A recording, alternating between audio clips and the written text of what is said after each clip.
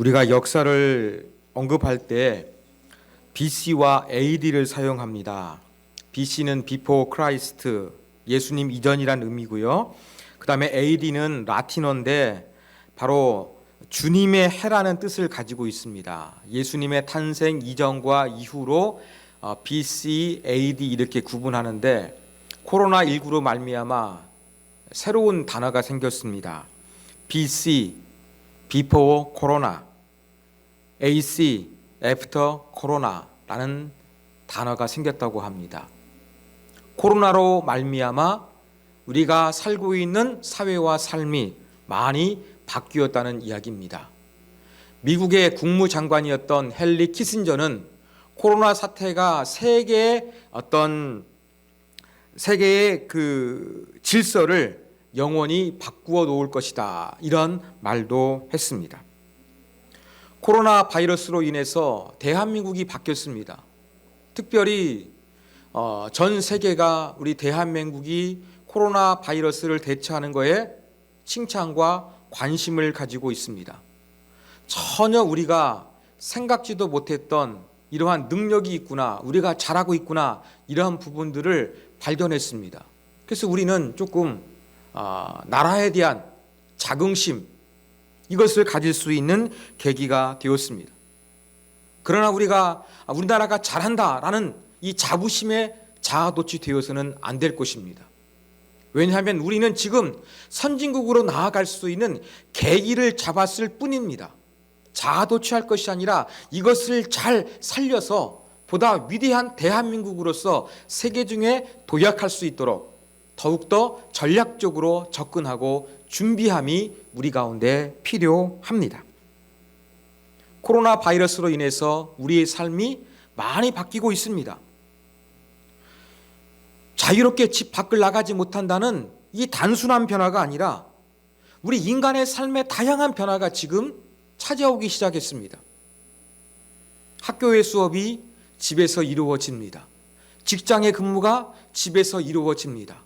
사람과 사람과 만나지 아니하는 이 비대면을 통해서 여러 가지 경제 활동과 사회 활동이 이루어지고 있습니다. 바로 미래 사회인데 코로나 바이러스로 말미암아 이것이 보다 앞당겨진 것입니다. 이러한 사회적 현상을 겪으면서 저는 이러한 고민도 들었습니다. 세상이 이렇게 바뀌어가고 있는데 이 바뀌어진 환경 가운데서 우리 기독교는 어떻게 준비해야 할 것인가? 이러한 고민도 들었습니다. 코로나 바이러스로 인하여 하나님을 예배하는 모습도 달라지고 있습니다. 지금 세계에서 가장 초강대국이었던 미국이 코로나 바이러스로 인해서 지금 어려움을 겪고 있습니다. 그래서 그들은 예배하는 문화가 지금 바뀌고 있습니다. 유튜브에 보면은 워십 앳홈 해가지고 그냥 몇몇 사람이 모여가지고 찬양하고 기도하는 모임을 영상으로 찍어가지고 올라오는 것이 많이 있습니다. 예수님께서 우리를 위해서 십자가에 달려 죽으셨던 성금요일, 이 성금요일 예배 실황도 온라인으로 올라온 것이 많이 있었습니다. 군중 집회가 아니라 그냥 찬양하는 사람은 자기 집에서 찬양한 걸 녹화하고 목사님은 설교를 그냥 자기 집이나 교회에서 녹화해가지고 그렇게 합니다.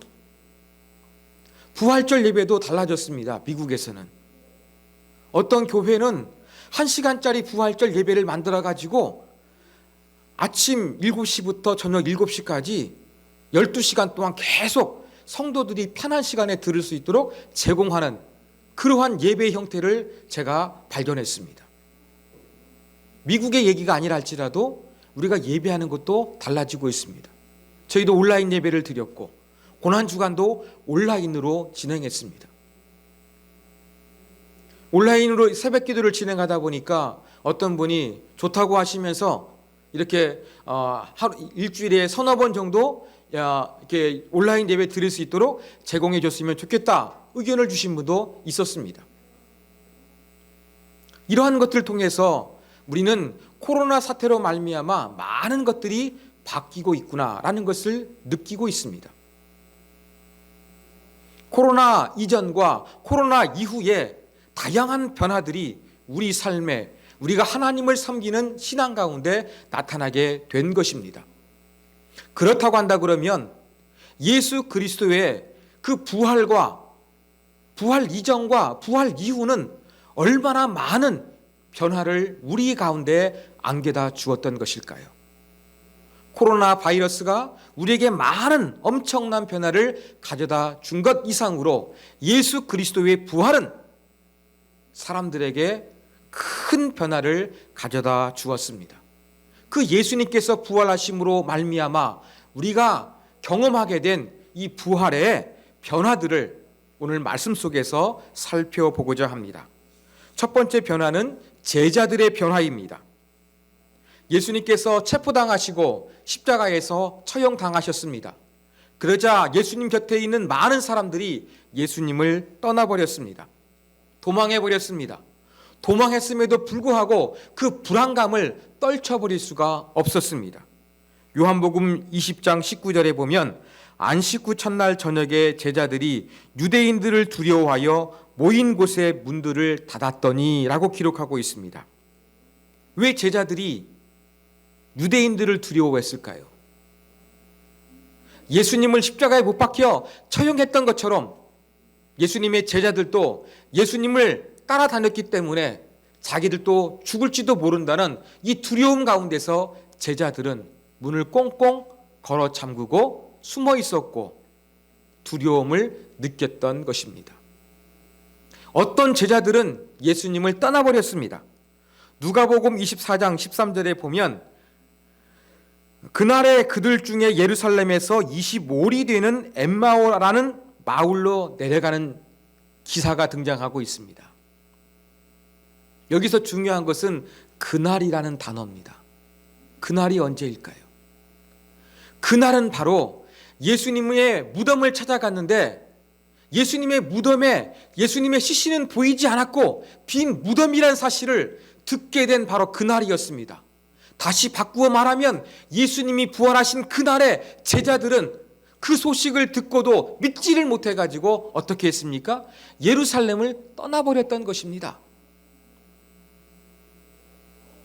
그렇다고 한다 그러면 예수님이 죽임을 당하시자 제자들은 두려움과 공포를 느껴서 숨은 사람들도 있었고 예수님의 시신이 없어졌다라는 소식을 듣고도 아무런 기대와 소망을 발견하지 못한 채 이전의 삶의 자리로 돌아가는 제자들이 많았다는 것입니다.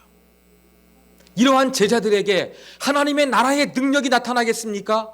복음이 증거될 수가 있었겠습니까? 전혀 불가능했습니다. 그런데 이러한 제자들이 어떻게 되었습니까? 오늘 33절 말씀 보면 사도들이 큰 권능으로 주 예수의 부활을 증언했다고 이야기하고 있습니다.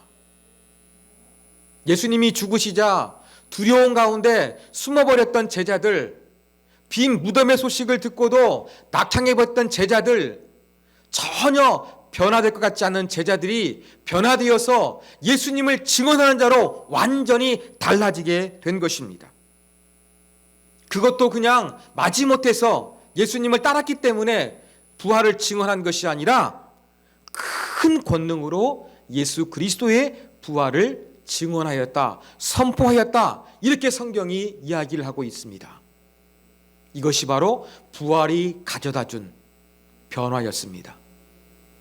이전에는 숨어버리고 두려워하고 아무런 기대를 발견하지 못했던 자들이 예수 그리스도의 부활을 담대하게 선포하고 큰 확신 가운데 선포하는 자들로 달라진 것입니다. 두 번째 변화는 사람들의 변화입니다. 예수님의 부활이 제자들에게 영향을 주었고 그 예수님의 부활로 말미암아 영향을 받은 제자들이 또 다른 사람들에게 영향을 끼치기 시작했습니다. 역시 33절입니다. 사도들이 부활을 증언하니 무리가 큰 은혜를 받았다라고 기록합니다. 여러분, 우리는 감동적인 설교를 들으면 은혜 많이 받았습니다, 이렇게 인사를 합니다. 저는 이것이 한국의 기독교 문화인 줄 알았습니다. 그런데 성경에 보니까 나와 있는 표현입니다. 바로 사도들이 하나님 말씀을 전했는데 그 설교를 듣고서 사람들이 큰 은혜를 받았습니다. 그런데 그 설교의 주제가 무엇이었습니까? 설교의 주제를 한번 여러분 살펴보십시오. 부활을 증언했다 그랬습니다. 예수님께서 저와 여러분의 죄를 위하여 십자가에 죽으셨고 다시 살아나셨습니다. 우리 모두 알고 있는 사실입니다. 너무나 뻔한 것처럼 보이는 사실입니다. 너무나 많이 들어서 이제 감동이 없는 그러한 사실입니다. 그런데 이 이야기를 들었던 수많은 사람들은 큰 은혜를 받았던 것입니다. 사랑하는 여러분, 여러분들이 신앙생활 하시면서 감동적으로 큰 은혜를 받았던 부활절 설교가 있습니까? 여러분의 신앙 경륜 가운데 도저히 잊을 수 없는 예수님의 부활에 대한 메시지 여러분 기억하고 계십니까? 아마 많지 않을 거예요. 그냥 우리는 절기가 되면은 감사하는 마음으로 절기를 지키지만 어떠한 큰 잊을 수 없는 이 부활의 설교를 듣고서 감동하고 그걸 기억하고 있는 사람들은 많지가 않습니다. 저 같은 설교자들이 큰 능력 가운데 복음을 전하지 못해서 그런지도 모르겠습니다. 그런데 제가 볼 때에 이렇게 제자들의 설교를 통해서 예수님의 부활 설교가 능력이 나타났던 것은 제자들의 경험이 담아있기 때문에 그렇다고 생각을 합니다. 전에는 예수님의 부활을 믿지를 못했어요. 몸으로 느끼지를 못했어요. 그런데 예수님의 부활로 자기들이 변했습니다. 놀라운 변화를 체험한 사람들이 이제 많은 사람들에게 자기가 경험한 예수 그리스도의 부활의 능력과 결과들을 선포하기 시작하자 엄청난 사람들도 큰 은혜를 받아 변화되기 시작했던 것입니다. 이게 바로 부활이 가져다 준 변화였습니다. 마지막 세 번째 변화는 물질의 변화입니다. 예수님의 제자들이 부활에 대해서 설교를 하자 많은 사람들이 큰 은혜를 받았습니다. 큰 은혜를 받은 경우 오늘 은혜 많이 받았습니다. 감사합니다. 이렇게 인사하고 끝나는 것이 아니었습니다. 오늘 말씀을 보면 33절 후반절부터 35절까지 이러한 말씀이 있습니다. 큰 무리가 큰 은혜를 받아 그 중에 가난한 사람이 없으니 각 사람의 필요를 따라 나누어 줌이라. 은혜 많이 받았습니다. 이렇게 인사하는 걸로 끝나는 것이 아니라 지갑이 회개했다는 이야기입니다. 큰 은혜를 받아가지고 자기가 가지고 있는 재산을 믿음의 공동체 식구들을 위해서 함께 나누는 이 엄청난 변화가 나타나게 된 것입니다. 이게 바로 부활의 능력입니다. 우리나라는 코로나 바이러스가 조금 감초되고 있습니다. 우리가 조금 안도하고 있는 그런 상황입니다. 그런데 이웃나라 일본은 그렇지가 않습니다. 점점점 확진자가 늘어나고 있습니다. 왜 일본은 이렇게 대응하고 있는 것일까요? 일본은 확진자가 늘어나고 있음에도 불구하고 조금 바이러스 확산을 막을 수 있는 그러한 정책을 재빨리 선포하지를 못했습니다. 많은 사람들은 그 이유를 분석했는데 바로 경제 문제 때문이었습니다. 여러분, 바이러스로 인해서 많은 사람들이 공포를 경험하고 생명을 빼앗아갈 수 있는데 이에 못지않게 중요한 것이 바로 무엇이냐면 경제라는 것입니다. 사람의 생명 못지않게 이 경제 활동도 정말로 중요한 것입니다. 오늘날 이 경제 대국 일본에서도 경제가 이렇게 중요했는데 여러분, 먹고 살기 힘들었던 저 옛날 예루살렘에서 경제는 어느 정도나 중요했겠습니까? 아시다시피 이 팔레스틴 지역은 주권이 없었습니다. 알렉산더 대왕의 공격을 받아가지고 그리스의 식민지를 경험했고, 그 이후에는 로마 제국의 식민지가 되어서 나라 경제가, 지역 경제가 엉망진창이 되었던 것입니다. 여기에 대해 자연재해가 더해지면 더욱더 사람들이 먹고 살기가 힘들었습니다. 가난의 문제는 아주 중요한 사회적인 문제였습니다. 이러한 상황에서 조금 더 많이 가진 사람들이 예수님에 대한 설교를 듣고서 자기의 재산을 팔아가지고 공동체 사람들이 함께 잘 먹고 잘 살 수 있도록 그렇게 자기의 재산을 내어 놓았던 것입니다. 어떤 물질에 대한 설교, 가난에 대한 설교, 구지에 대한 설교를 듣고서 사람들이 달라진 것이 아니라 예수 그리스도 부활에 대한 설교를 듣고서 사람들이 이렇게 달라졌다는 것이 중요합니다. 사랑하는 여러분, 오늘은 우리가 초대교회 가운데 예수 그리스도의 부활이 어떠한 결과를 가져왔는가 저희가 살펴보았습니다.